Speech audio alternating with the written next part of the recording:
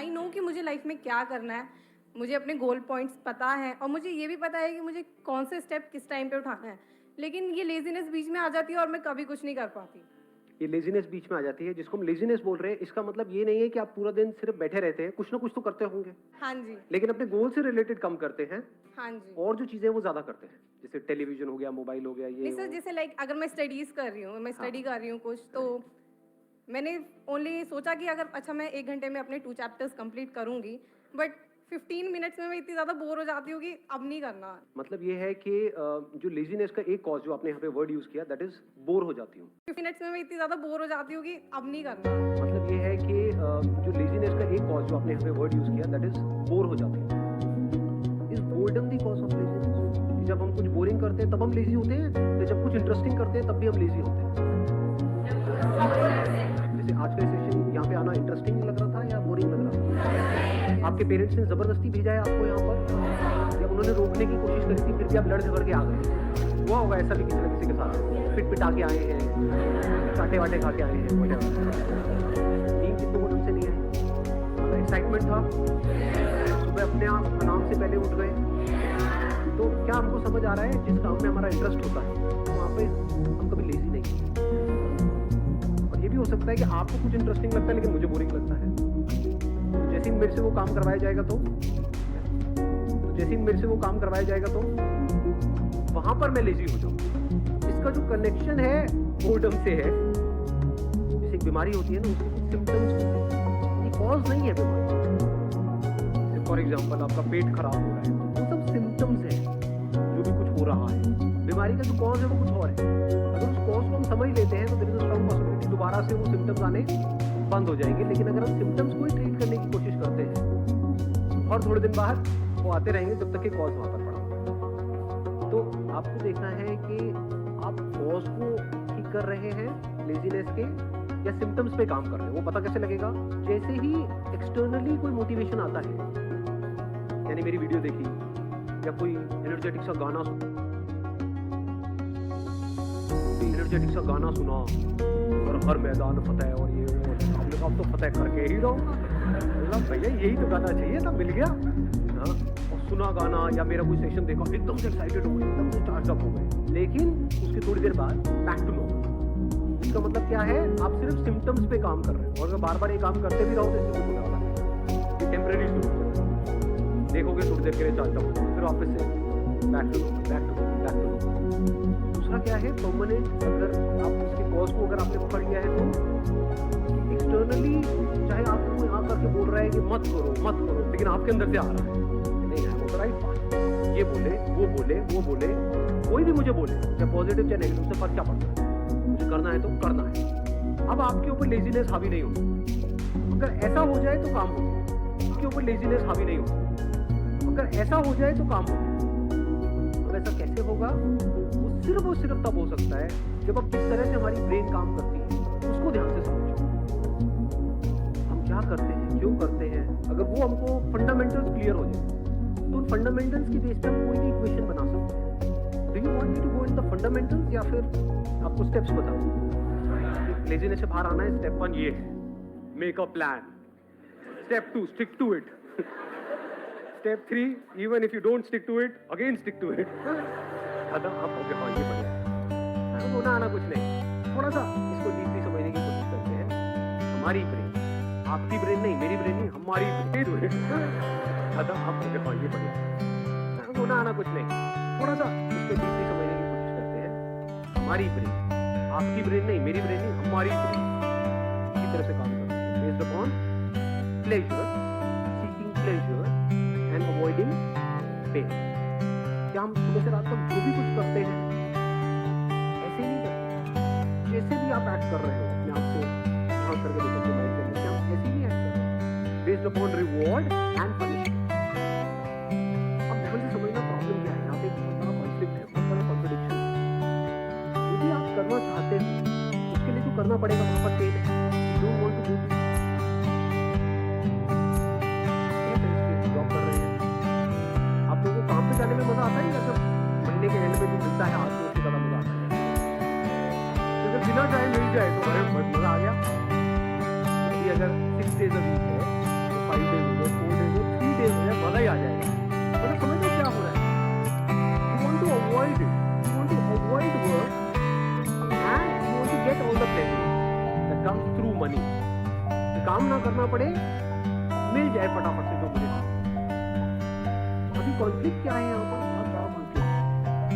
भी आप करने वाले हो उसका रिजल्ट आएगा बहुत बाद में, और ये भी श्योरिटी नहीं है कि रिजल्ट आएगा ही नहीं है। फॉर एग्जाम्पल किसी एंट्रेंस की आप तैयारी कर रहे हो, ये भी श्योरिटी नहीं है कि आप क्रैक रहे हो, ये भी श्योरिटी नहीं है कि आप क्रैक कर पाओगे या नहीं कर पाओगे, और अगर ये श्योरिटी भी है कितने साल बाद जाकर उसका रिजल्ट आएगा, 2 साल 3 साल 5 साल। लेकिन अभी आप तो टॉप 1 लिया और टीवी देख रहे हो, वहाँ पे प्लेजर कितनी देर है, इमीडिएट आ रहा है। ब्रेन क्या करेगा,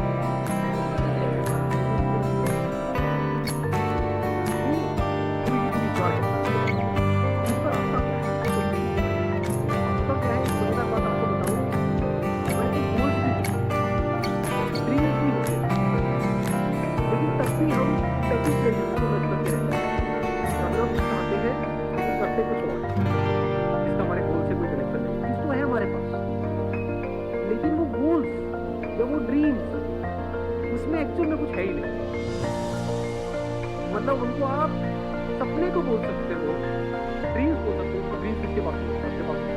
ड्रीम क्या है कि मैं अपने हाथ से रॉकेट बनाऊंगी, उसको मैं ना मार्च पे लेकर के जाऊंगा। कैसे बनाऊंगी, मेरे पास एक कॉपी है, बस उसी के पेट खा नहीं जा रहा, नहीं जाओ, मैं नहीं बोलूँ, गंदा गेम है, मैं नहीं खेलूँ। तो टीचर क्या बोलते रहते हो अपने सेक्शन में, एवरीथिंग इज पॉसिबल, एवरीथिंग नहीं हुआ, मैंने किया नहीं हुआ। कहने का मतलब है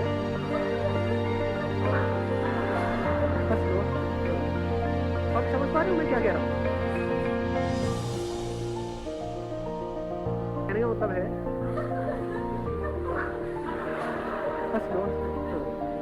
और समझ पा रहे हो मैं क्या कह रहा हूँ? एक है ड्रीम, एक है विजन। विजन मतलब क्या कि मेरे को ये करना है, इससे पहले मुझे क्या करना पड़ेगा, मेरे को ये करना पड़ेगा, ये करना पड़ेगा, फिर ये कोर्स, ये कोर्स। विजन को आप जितना क्लियरली देख सकते हो रियलिटी बनते हुए, और वो vision as good as real है आपके माइंड, दुनिया के लिए नहीं, तो आपके घर वालों के लिए भी नहीं, but you know it for sure that I have a plan, full proof plan, मैं कर जाऊंगा, मैं कर जाऊंगा, ये मेरी विजन है, उसको मुझे अचीव करना है इतने साल में, आई विल डू इट। तो वहां से ब्रेन में कुछ केमिकल्स रिलीज होने चाहिए, जैसे कुछ खाते हैं जो आपको पसंद है तो कुछ केमिकल्स रिलीज होते हैं, तो नींद आती है। अभी प्रॉब्लम क्या है कि जो भी आपके ड्रीम्स हैं या गोल्स हैं उसके बारे में अगर आप सोचते भी हो, बोलने के लिए बोलते हो, उसके बारे में अगर आप सोचते भी हो, बोलने के लिए बोलते हो, हाँ लेकिन उसकी वजह से अगर होता तो आप तो रोक नहीं सकते थे अपने आप, तब तो डिस्ट्रैक्शन का टॉपिक ही क्लोज होगा, क्योंकि जहाँ ज्यादा रिलीज होगा वहीं पर आप ब्रेन को जहाँ पर ज्यादा सेंसेशन होगी, जहाँ पर ज्यादा मजा आ रहा होगा, अपने आप ही आपको काम करेगा। ऐसा ही नहीं हो रहा है, कुछ वेबसाइट होगी जहाँ पे आपको ज्यादा मजा आता है तो उन पे नहीं जाते, या उन पे जाते हो जहाँ पे कम थोड़ा है, कुछ बातों को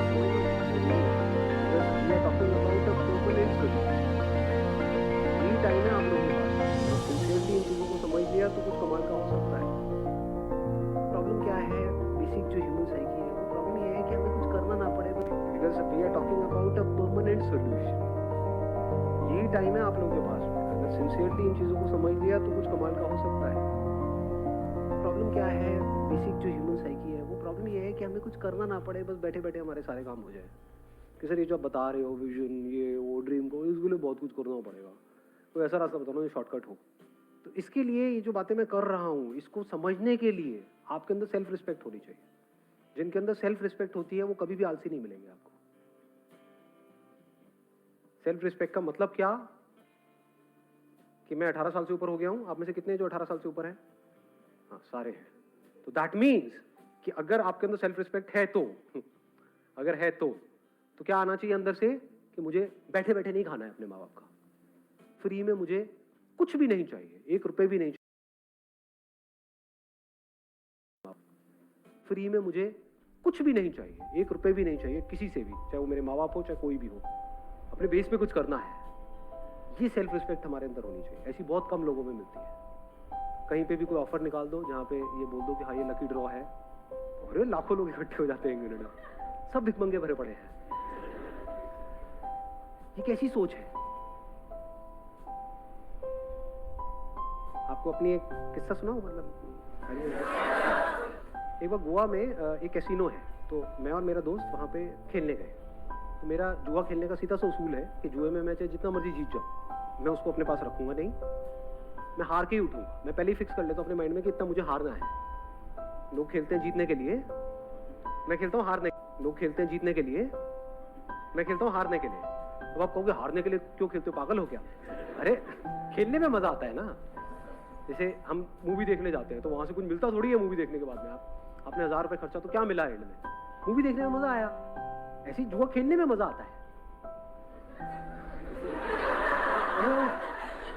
कभी कभी, रोज नहीं। तो सोचोगे जुआरी बैठा हूँ मैं। तो रूले एक गेम होती है, वो पता है आप लोगों को? उसमें नंबर्स होते हैं बहुत सारे, उसमें नंबर्स पे पैसा लगाना होता है। तो खेल रहे, पहले दिन खेले, वहां से मैंने शुरू किया था 2000 रुपए से, जीतते जीतते 20-25 हजार रुपए हो गए। अगले दिन फिर खेले और वो दोस्त मेरा दूसरा जो साथ में था वो हारे जा रहा। रोज पूरा दिन ही खराब, मतलब मैं क्या यार, मैं 15,000 रुपए डाउन हो गया, ये हो गया, मतलब ये हालत चल रही है उसकी। मैं यहाँ पे जीत के भी खुश नहीं, मैं वो खेलने में मजा आ रहा। अच्छा ऐसा किया था 2000 रुपए से, जीतते जीतते 20-25 हजार रुपए हो गए। अगले दिन फिर खेले और वो दोस्त मेरा दूसरा जो साथ में था वो हारे जा रहा। रोज पूरा दिन ही खराब, मतलब मैं क्या यार, मैं 15,000 रुपए डाउन हो गया, ये हो गया, मतलब ये हालत चल रही है उसकी। मैं यहाँ पे जीत के भी खुश नहीं, मैं वो खेलने में मजा आ रहा। अच्छा ऐसा होगा, चलिए यहाँ लगाता हुआ करते करते 75-80 हजार रुपए में जीत चुका था 2000 रुपए से। तो वहाँ पे जितने प्रोफेशनल जुआरी बैठे होते हैं कैसीनोज में, आप अगर कभी गए हो तो आपको पता होगा, जिनका रोज का होता है, मतलब उनकी शक्ल से पता लग रहा था घर बार सब बिक चुका है। मेरे को आ करके नहीं इशारा, भाई उड़ जाओ उड़ जाओ उड़ जाओ उड़ जाओ, उड़ जाओ उड़ जाओ उड़ जाओ, मैंने भी ये गलती करती है। मैं क्या मतलब, क्या उड़ जा, मतलब मैं जीत के चला जाऊँ? जुआरी कैसे बनते हैं? जीत करके बनते हैं, हार करके बनते हैं। कोई भिखारी कैसे बनता है? जब उसको भीख मिलती है तब बनता है भिखारी, या भीख नहीं मिलती है तब बनता है? जिसको नहीं मिलेगी उसने कोशिश करी भीख मांगने की, भीख नहीं मिलती है तब बनता है। जिसको नहीं मिलेगी उसने कोशिश करी भीख मांगने की, उसको मिली ही नहीं, वो कहेगा नहीं भिखारी बनती मिलने है ही नहीं।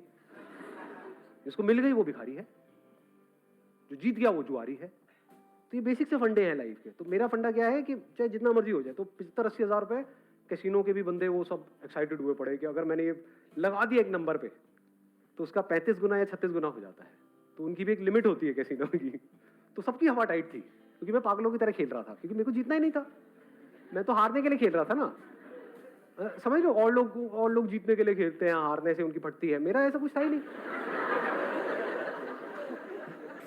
वहां पे मैंने क्या किया, वो पूरा का पूरा पैसा यानी 70-80 हजार रुपए एक नंबर पे लगाया और उठ गया वहां से। एक नंबर पे लगाया और उठ गया वहां से। उस नंबर की आने की प्रोबेबिलिटी क्या थी? 1:35। तो सारे में कोई नहीं, इसमें तो कुछ तो रख ले, चल होटल का खर्चा ही निकल जाएगा। पागल है क्या? होटल का खर्चा, मैं जुए के पैसे से होटल का खर्चा निकालूंगा? जुआरी हूँ क्या?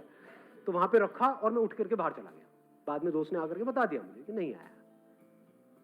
और अगर वो आ जाता तो 70,000 into 35 करना कितना हुआ? 25-30 लाख रुपए हुआ मेरे ख्याल में। हाँ, तो उतना कैसीनो को मुझे देना पड़ता। तो आप समझ सकते हो कि कैसीनो की क्या हालत हुई पड़ी। सोचो अगर वो नंबर आ जाता तो 25-30 लाख रुपए उस कैसीनो को देना पड़ता। लेकिन अगर वो 25 लाख भी आया था तब भी मैंने वहीं पे, तो 25-30 लाख रुपए उस कैसीनो को देना पड़ता। लेकिन अगर वो 25 लाख भी आया था तब भी मैंने वहीं पे टेबल पे छोड़ देना था। चाहिए ही नहीं, मतलब ही नहीं। इसको क्या बोलते हैं? Self respect. When I was getting married to my wife, अभी I'm not too sure ये बातें बतानी चाहिए नहीं, बट तो ना बता दो आप, तो हर चीज़ बता दो सर, कुछ भी बता दो, आपका क्या जाएगा? आप तो अपने घर, मेरी वोट लग जाएगी एनी हाउ। तो बट इतनी कोई बड़ी बात नहीं है, छोटी सी बात है, तो बता देता हूँ। सच है तो उसमें बताने में क्या डर। When I was getting married to my wife, तो उस टाइम पे मेरे पास में एक सेकेंड हैंड मारुति एस्टीम थी। तो मेरे को उड़ती उड़ती खबर आई कि वो मेरे को होंडा सिटी देने का कुछ प्लान कर रहा है। कुछ और ये बातें बतानी चाहिए नहीं, बट तो ना बता दो आप, तो हर चीज़ बता दो सर, कुछ भी बता दो, आपका क्या जाएगा? आप तो अपने घर, मेरी वोट लग जाएगी एनी हाउ।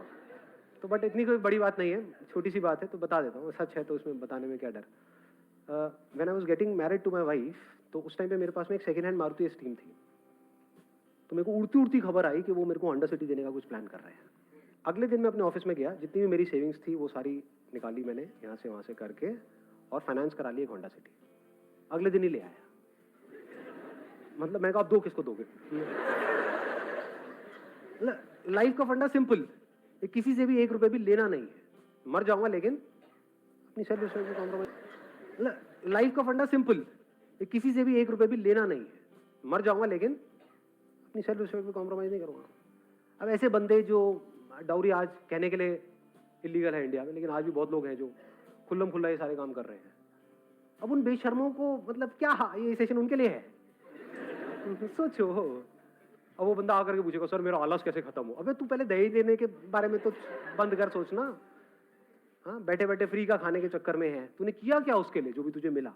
तो पहले आपको अपने आप से ये पूछना है, मैं क्या कर रहा हूँ यहाँ पे? स्क्रीनिंग कर रहा हूँ। अगर आपके अंदर सेल्फ रिस्पेक्ट है ही नहीं, यानी आपको फ्री में कहीं से कुछ मिल जाता है तो आप बड़े खुश हो जाते हो, जुए के पैसे से आप बड़े खुश हो जाते हो, दहेज के बारे में सोचते रहते हो सुबह से रात तक कि हाँ मेरे को कितना मिलेगा, मेरी मार्केट वैल्यू क्या है। अगर इस तरह की आपकी सोच है तो ये सेशन आपके लिए नहीं है, तो ये सेशन आपके लिए नहीं है। सो ये सेशन किन लोगों के लिए है? जिनके अंदर सेल्फ रिस्पेक्ट है। सेल्फ रिस्पेक्ट होती है तो फिर हम रास्ते ढूंढते हैं कि लूंगा तो नहीं किसी से दिए करूंगी, तो कैसे, मतलब खुद को लायक बनाना पड़ेगा। तो वहां से लेजीनेस जड़ से खत्म होती है, क्योंकि मैंने आपको बताया ना, माइंड 2 तरह से काम करता है। एक है प्लेजर, सीकिंग प्लेजर, एक है अवॉइडिंग पेन। यानी कि अगर आप पूरे दिन ये सोचते रहो कि मुझे अपने किस पेन को अवॉइड करना है, और वो पेन जिसको आप अवॉइड करना चाहते हो वो पेन उससे बड़ा होना चाहिए जो पेन आपको हो रहा है वो काम करने में जो आपको करना पसंद नहीं है। आया ऊपर से क्या? हाँ, पढ़ने में पेन होता है, लेकिन अगर नहीं पढ़े तो इस थॉट से अगर आपको पेन होने लग जाए कि अगर मैं नहीं पढ़ा तो मेरे जो माँ बाप है उनकी हालत बद से बदतर होने पढ़ा तो मेरे जो माँ बाप है उनकी हालत बद से बदतर होने वाली है। ये सोच करके अगर आपको उससे ज्यादा पेन होता है जितना आपको पढ़ने में होता है तो अपने आप ही पढ़ने लग जाओगे। और दूसरी तरफ से मैंने क्या बोला है कि प्लेजर, यानी ऐसी सेंसेशन अंदर से रिलीज हो सोच करके विजन के बारे में जो उससे बड़ी हो, जो छोटी मोटी चीज, तो कामयाब हो जाओगे। और क्या कर सकते हो अगर इसको इंटेलिजेंटली यूज करना है तो? बोरिंग इंटरेस्टिंग का भी आपको फंडा समझ आया। तो अगर कोई काम बोरिंग है, अगर उसको इंटरेस्टिंग बनाना आ जाए या उसको इंटरेस्टिंग तरीके से करो तो भी काम हो गया। जैसे मेरे 11th में मैथ्स में बड़े अच्छे नंबर आए थे। 11th में मैथ्स में बड़े अच्छे नंबर आए थे। मेरे स्कूल में ज्यादातर बच्चे 11th में फेल हो गए थे मैथ्स में, मेरे बड़े बढ़िया नंबर आए थे। क्यों? क्योंकि हमारे जो मैथ्स के सर थे स्कूल में, उनसे मैं ट्यूशन पढ़ने जाता था और एक भी ट्यूशन मैंने मिस नहीं करी, एक भी क्लास मिस नहीं करी। क्यों नहीं करी? नहीं इसलिए नहीं कि वो बहुत अच्छा पढ़ाते थे, अरे नहीं नहीं नहीं, क्योंकि आज जो मेरी बीवी है वो भी वहां पढ़ने जाती थी।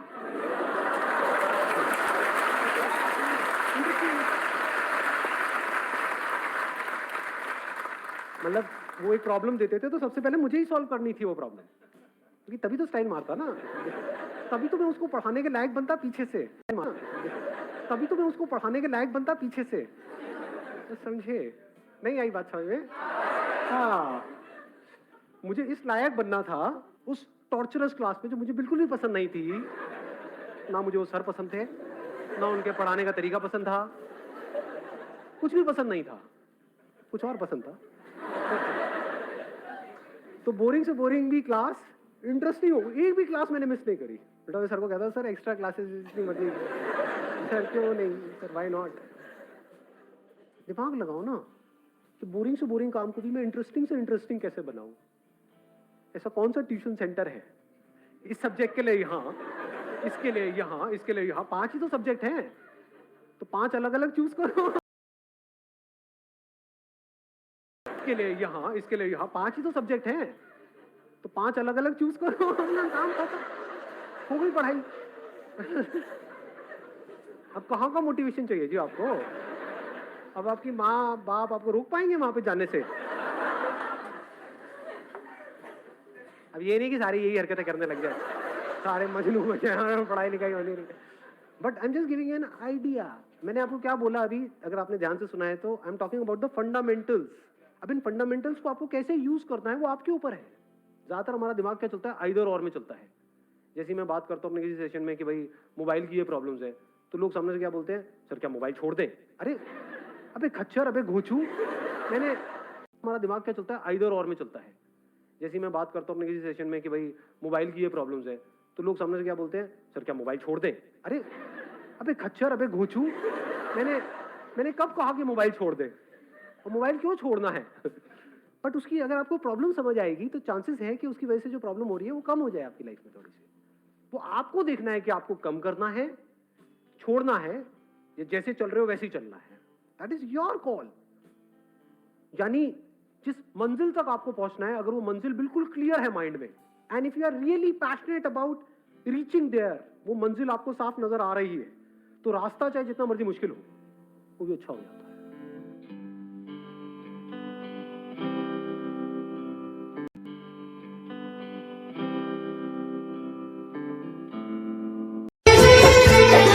तेरी हर नज़्म तेरा हर गीत है याद मुझे,